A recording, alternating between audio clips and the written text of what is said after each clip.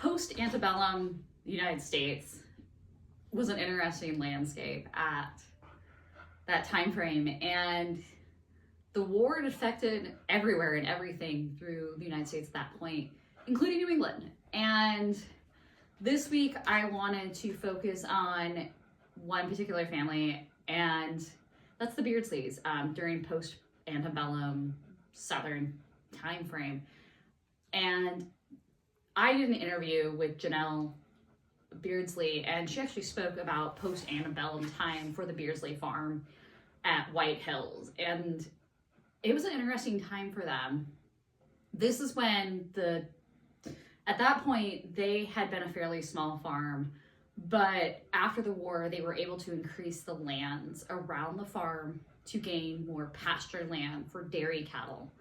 And because owners had passed, kind of the harsh reality of the war.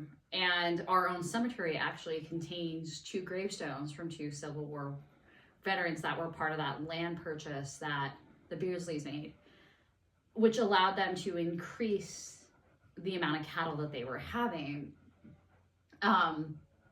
Dairy had become a really big part of the New England landscape at that point. Dairy farming had just started to become the big focus. Instead of these farms being significantly smaller, they were starting to expand again and increase, but not exponentially, just in manners where they could obtain the land for whatever reason.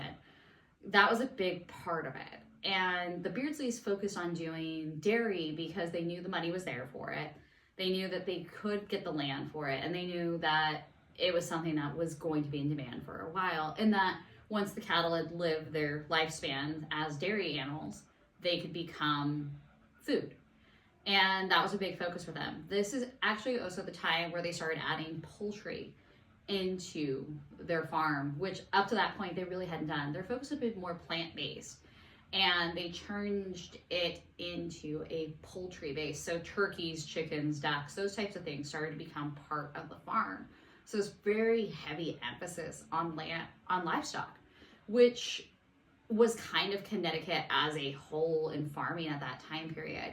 The idea of land stock not as much plant-based, and this idea that, livestock was what was going to feed the nation, and that was what was going to be going forward, because people wanted meat because they had been deprived from it during the war, and that was something they really wanted, and that's how the farm started to focus on it.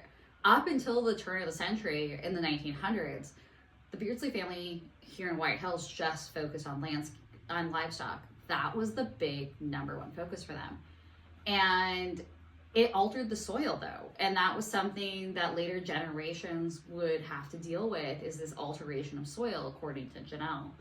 And that was a big issue, and something that became a major problem for the family as the turn of the century happened.